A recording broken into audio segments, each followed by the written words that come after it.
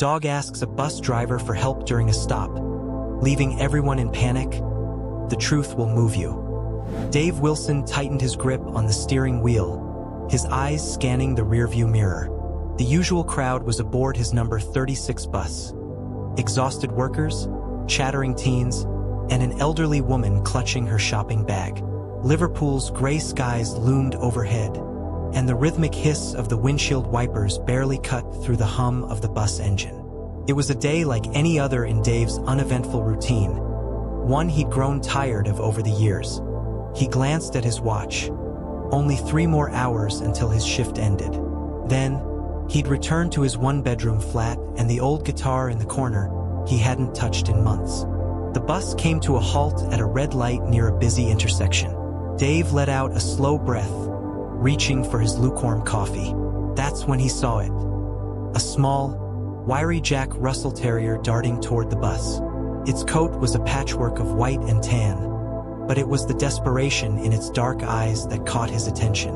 The dog jumped and pawed at the closed doors, barking wildly. Dave hesitated, frowning. It wasn't uncommon to see stray animals in the city, but there was something different about this one. The light turned green, and a horn blared from the car behind him, urging him to move. Instead, Dave pressed the button to open the doors. The dog leaped aboard without hesitation, its tiny paws skittering on the bus floor as it darted to the front, barking incessantly. "What on earth?" Dave muttered, glancing at the passengers, who were now craning their necks to see the commotion. A young woman let out a nervous laugh. "Is that dog lost, or what?" Someone muttered from the back. Ignoring the chatter, Dave crouched, holding out his hand. "Hey there, buddy. What's wrong?" The dog barked again, a high-pitched sound filled with urgency, then turned toward the open doors as if beckoning him to follow. "Dave, what are you doing?" A middle-aged man near the front asked, his tone half curious, half impatient. "You're not seriously going after it, are you?" For a moment, Dave was frozen. He was a bus driver, not a dog rescuer. This wasn't in his job description, but something about the dog's behavior tugged at him, a mix of desperation and determination that he couldn't ignore. Taking a deep breath, he stood and addressed the passengers. "I'll be right back. Emergency, I think. Hang tight." A chorus of protests rose behind him, but Dave stepped off the bus, following the dog into the cold drizzle. The dog dashed ahead, pausing every few feet to look back at him, as if ensuring he was following. Dave quickened his pace, his work boots slapping against the wet pavement. The city sounds faded into the background as he focused solely on the small creature leading him down a side street, then into a quiet park he'd passed 100 times but never visited. The park was nearly deserted, its benches slick with rain and its paths scattered with fallen leaves. The dog stopped abruptly near a bench and began barking again. That's when Dave saw her. An elderly woman, her face pale and gaunt, was slumped on the bench. Her clothes were damp from the drizzle, and her frail hands clutched a thin leash that led to the dog. Dave's stomach clenched. "Ma'am, are you okay?" he called, hurrying closer. She stirred faintly, her lips moving but no sound escaping. Kneeling beside her, Dave fumbled for his phone, dialing emergency services. As he spoke to the dispatcher, he draped his jacket over the woman's trembling shoulders, trying to shield her from the chill. The dog, now silent, sat at the woman's feet, its dark eyes watching Dave intently. "You're a smart one, aren't you?" Dave murmured, his voice soft. The dog tilted its head as if acknowledging the praise. Minutes later, the wail of an ambulance echoed through the park. Dave waved down the paramedics and stepped aside as they assessed the woman, who was beginning to regain consciousness. "She's lucky you found her," one of them said to Dave while loading her onto a stretcher. "And that dog, he must have known she needed help." As the ambulance pulled away, Dave remained in the park, the dog now at his side. He scratched its head absent-mindedly, his thoughts a whirlwind. The woman had mentioned her name, Margaret, and managed to thank him weakly before the paramedics took her. But what stuck with him was the way she'd clung to the dog's leash as if it were a lifeline. Dave looked down at the little Jack Russell, whose tail wagged gently. "What now, huh?" he asked, feeling an odd pang of responsibility. The dog responded by nuzzling his leg, its warm presence grounding him in the moment. By the time Dave returned to his bus, he was soaked and shivering. The passengers stared at him in varying states of curiosity and annoyance. "Everything okay?" someone asked. "Yeah," Dave said, his voice gruff. "Had to help someone in trouble." As he resumed his route, he couldn't shake the image of Margaret's frail figure or the unwavering loyalty in the dog's eyes. For the first time in years, Dave felt a spark of something he couldn't quite name. Perhaps purpose, perhaps gratitude, or maybe just a reminder that even in the monotony of daily life, unexpected moments could shake you awake. That night, as Dave sat in his quiet flat, the dog, Biscuit, as Margaret had called him, curled up at his feet. He'd agreed to watch the dog temporarily until Margaret recovered, a decision that felt strangely right. As Biscuit let out a soft sigh in his sleep, Dave picked up his old guitar. His fingers, stiff from disuse, strummed a tentative chord. The sound filled the room, warm and familiar. For the first time in years, it didn't feel like just another day. Something had shifted, and though he couldn't yet see the full picture, Dave had a sense that the little dog asleep at his feet was just the beginning. The next morning, Dave awoke to the sound of soft scratching at his front door. It took him a moment to piece together where he was and why the faint scent of wet fur lingered in the air. Then he remembered Biscuit. The little Jack Russell Terrier sat patiently by the door, his head tilted slightly as if wondering why Dave wasn't up yet. Dave chuckled, pushing himself off the couch where he'd fallen asleep. All right, I'm up. Hungry?" he asked, though he already knew the answer. Biscuit's wagging tail and expectant expression were all the response he needed. As Dave poured a bowl of leftover chicken scraps mixed with dry food he'd grabbed from a nearby convenience store the night before, he thought back to Margaret. He'd called the hospital earlier to check on her condition and learned that she was stable but weak. The doctors had mentioned something about a heart condition worsened by dehydration. Dave had been relieved to hear she was in good hands, but he couldn't shake the memory of her frail figure on that park bench, clinging to life and to Biscuit. There was something about the way she had looked at the dog, as if he were more than just a companion. Biscuit, for his part, seemed just as devoted. The little terrier ate quickly, licking the bowl clean before trotting over to sit by Dave's feet, his big brown eyes full of curiosity. "You're something else, aren't you?" Dave muttered, scratching behind Biscuit's ears. The dog leaned into the touch, his small frame radiating warmth. As much as Dave tried to convince himself this was just a temporary arrangement, he couldn't deny the growing bond between them. Biscuit wasn't just a dog. He was a force of nature wrapped in fur, and Dave was beginning to understand why Margaret had clung to him so fiercely. Later that morning, Dave decided to take Biscuit for a walk, partly to stretch his own legs and partly to get a better sense of what it was like to have a dog in his life. The weather had cleared, and Liverpool's streets buzzed with activity.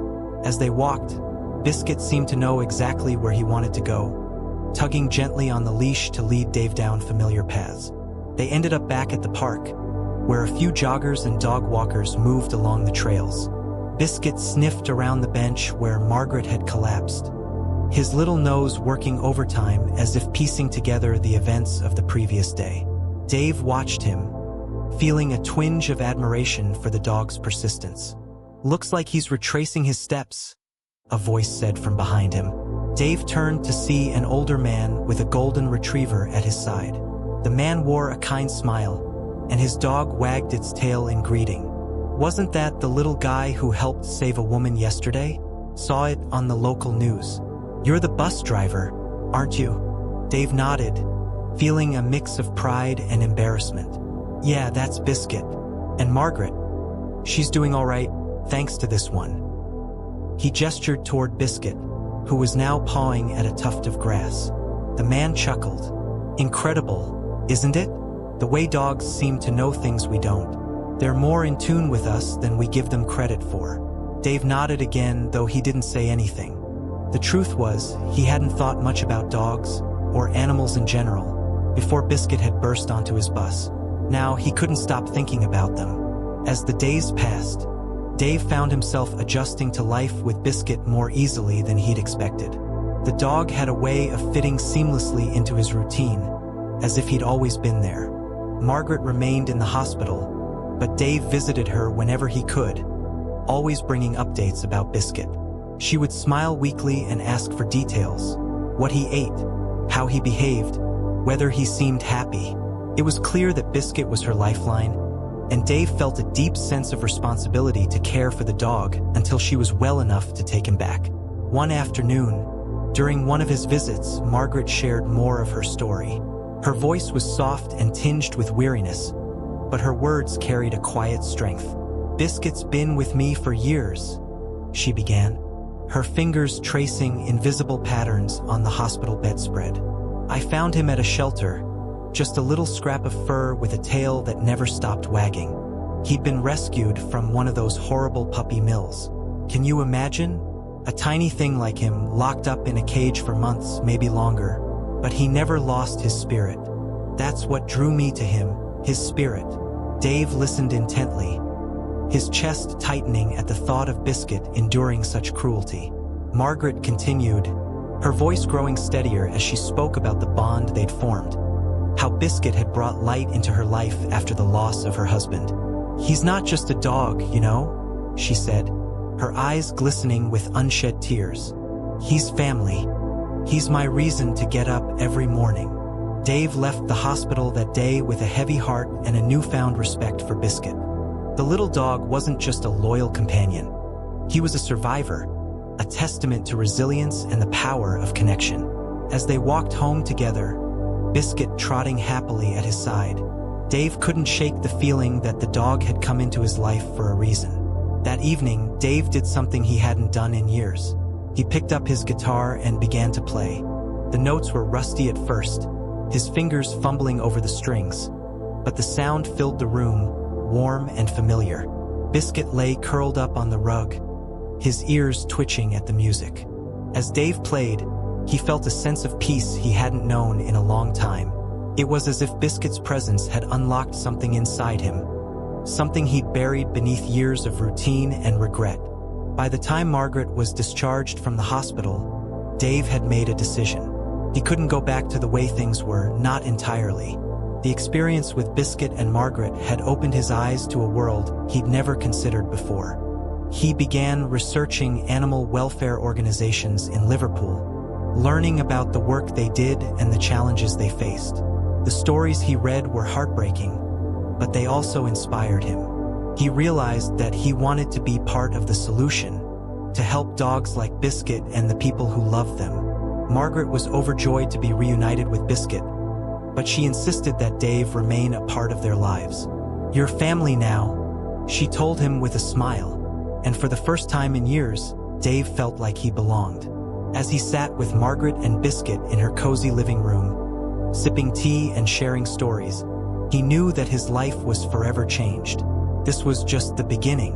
The weeks that followed Margaret's return home were transformative for Dave. Something had shifted deep within him, and he wasn't entirely sure how to explain it. Every day after his bus shift, he found himself stopping by Margaret's house to check on her and Biscuit.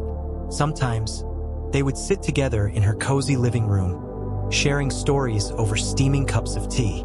Other times, they would take Biscuit for short walks, careful not to overexert Margaret while still giving the energetic terrier his much-needed exercise. These small rituals quickly became the highlight of Dave's days. For the first time in years, he felt a sense of belonging, of connection, not just to Margaret and Biscuit but to something greater than himself. One quiet afternoon, as Margaret rested in her armchair and Biscuit dozed at her feet, Dave couldn't shake the feeling that he needed to do more. "Margaret," he began hesitantly, running a hand over the armrest of the worn chair he sat in. "You've told me a lot about Biscuit's past, about how he came from a shelter after escaping a puppy mill. I've been thinking, there are so many dogs out there who don't get the chance he did. I want to help them. I just don't know where to start." Margaret opened her eyes, her face lighting up with a mixture of pride and understanding. "Oh, Dave, she said, her voice soft but steady. "You already started the day you followed Biscuit off that bus. You've got the heart for this, and that's all you need to make a difference." Encouraged by her words, Dave began to explore ways he could contribute to animal welfare. He started small, volunteering on weekends at the very shelter where Margaret had adopted Biscuit years ago.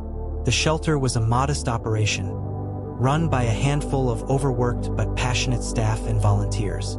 It didn't take long for Dave to see just how dire the situation was. The shelter was overcrowded, underfunded, and filled with animals who had been abandoned, abused, or neglected. Yet despite the challenges, there was a palpable sense of hope in the air. Every adoption, every small victory, was a reminder of why the work mattered. Dave threw himself into the role, doing everything from cleaning kennels to organizing adoption events. He quickly became a favorite among the staff, not just for his willingness to tackle even the dirtiest tasks, but for his knack for connecting with the animals. Dogs who had been skittish or withdrawn around others seemed to trust him almost instantly. It was as if they sensed his genuine care, his quiet determination to make their lives better. Biscuit often accompanied him to the shelter, acting as a sort of unofficial mascot. The little dog's bright energy and unshakable loyalty were an inspiration to everyone who met him, a living testament to the resilience of animals who had been given a second chance. It wasn't long before Dave began to take on more responsibilities at the shelter. He helped coordinate outreach programs, speaking to schools and community groups about the importance of adoption and the need to fight against puppy mills. Public speaking was never something he'd imagined himself doing. But when he stood in front of a room full of children or concerned citizens and shared Biscuit's story, the words seemed to flow effortlessly.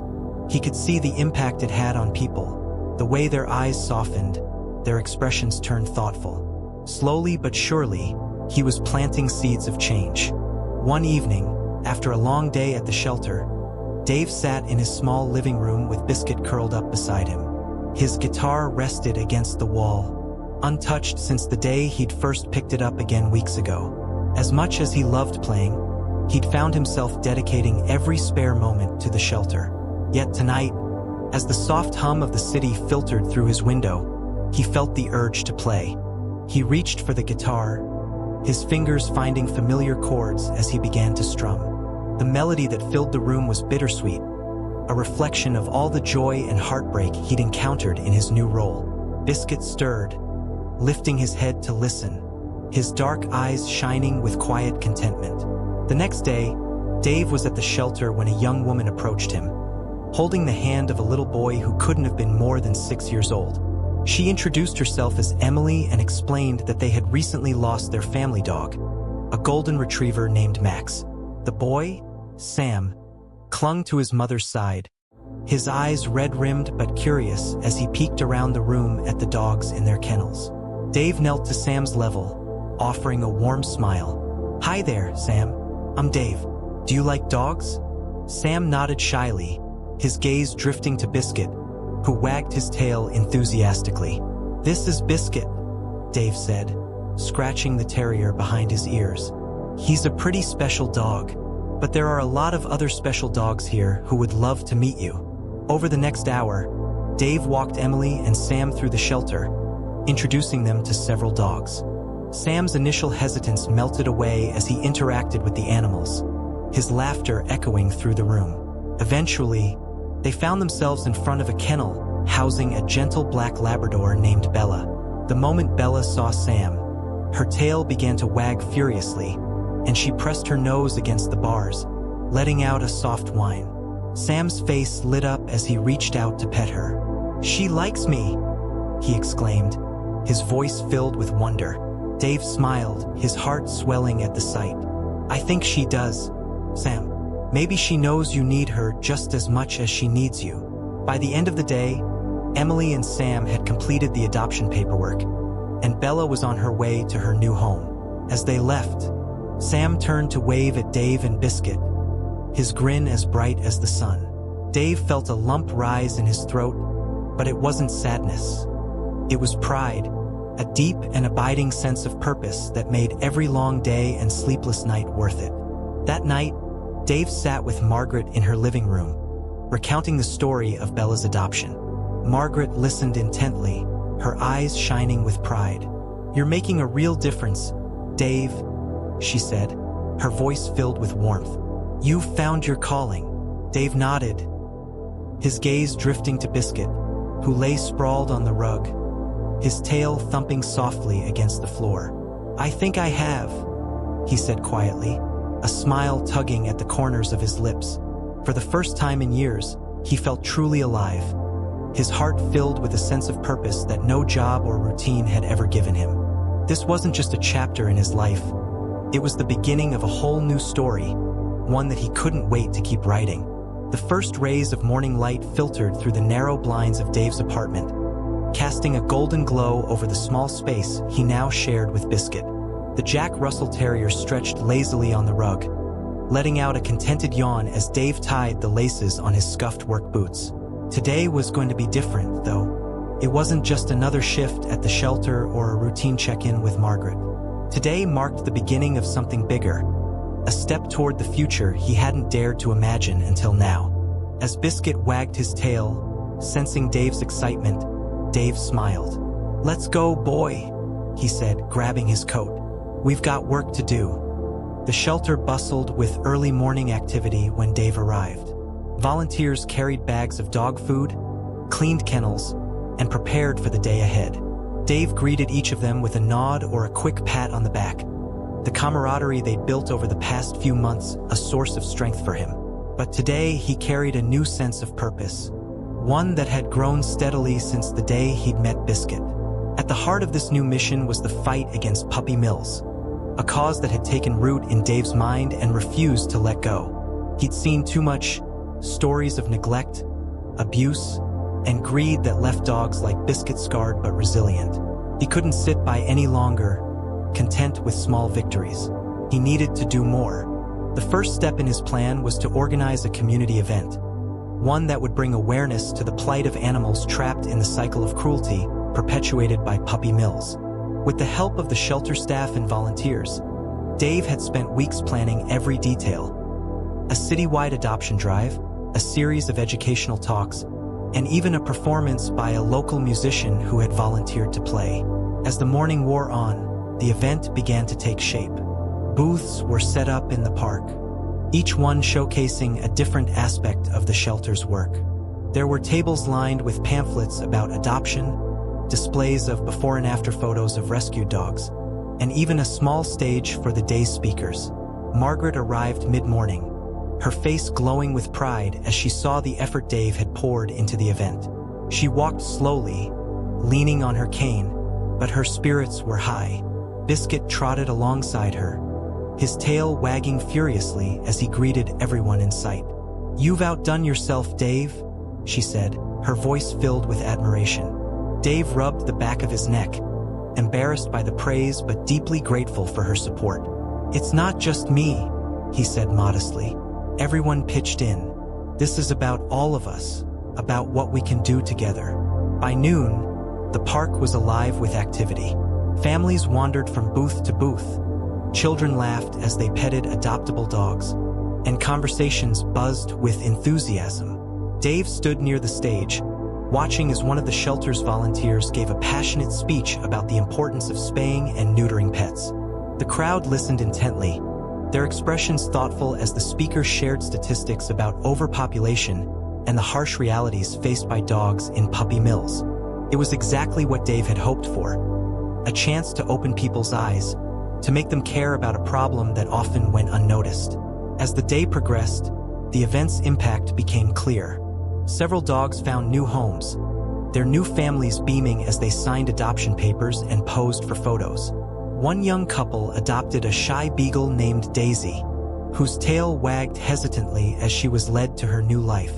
A retired teacher adopted an energetic border collie, planning to train him as a therapy dog for local schools. Each adoption felt like a victory, a reminder of why this work mattered. Dave felt a lump rise in his throat as he watched the adoptions unfold, his heart swelling with pride and gratitude. When it was finally his turn to speak, Dave climbed onto the small stage, his nerves buzzing. The crowd quieted as he adjusted the microphone, his gaze sweeping over the sea of faces. He took a deep breath, grounding himself in the moment. "Thank you all for being here today," he began, his voice steady despite the emotion that threatened to spill over.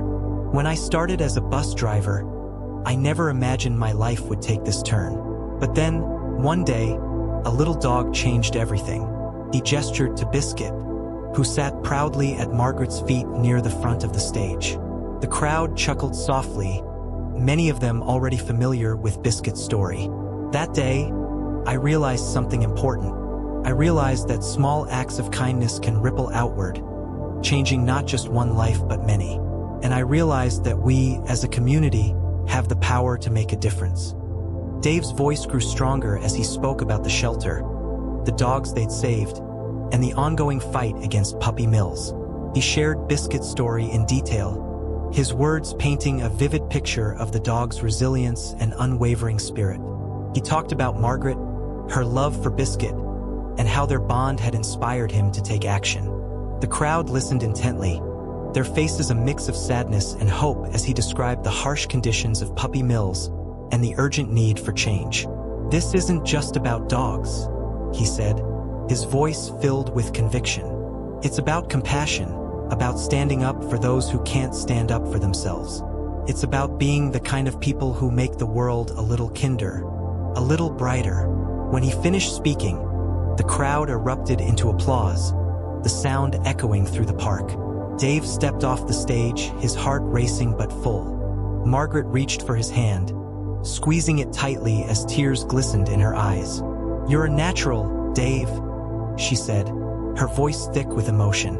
"You've got a gift, and you're using it for something truly meaningful." Dave nodded, his own eyes damp as he looked out over the bustling event. For the first time in his life, he felt like he was exactly where he was meant to be. As the sun dipped lower in the sky, casting long shadows across the park, the event began to wind down. Volunteers packed up booths, adopted dogs left with their new families, and the crowd slowly dispersed.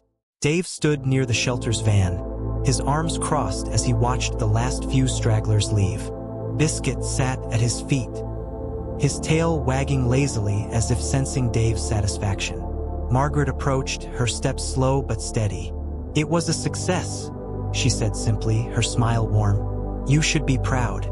Dave looked down at Biscuit, then back at Margaret. "We should be proud," he said, his voice quiet but firm. "This was all of us, and it's just the beginning." That night, as Dave sat in his apartment with Biscuit curled up beside him, he couldn't help but reflect on how far he'd come. The man who had once felt lost and aimless had found a purpose, a cause that filled his days with meaning and his heart with hope.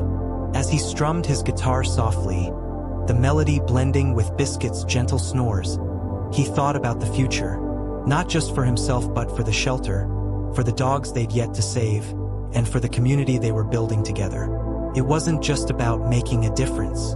It was about creating a legacy of kindness, one act at a time.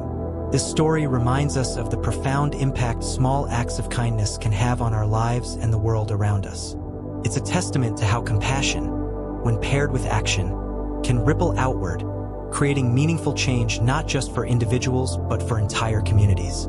Through the loyalty of a dog and the courage of a man willing to step outside his routine, we see the power of connection between people, animals, and the shared responsibility we hold to protect and care for one another. The lessons are simple yet profound. Never underestimate the significance of a single moment, a single choice, or a single act of kindness. They can open doors to unexpected opportunities, rekindle lost purpose, and bring people together in ways that transform lives. Thank you for joining us on this heartwarming journey. We hope it inspired you as much as it inspired us. If you enjoyed this story and believe in spreading messages of hope and compassion, please like, comment, and subscribe to our channel. Your support helps us continue sharing stories that matter. Together, let's build a community that values kindness, empathy, and the power of doing good.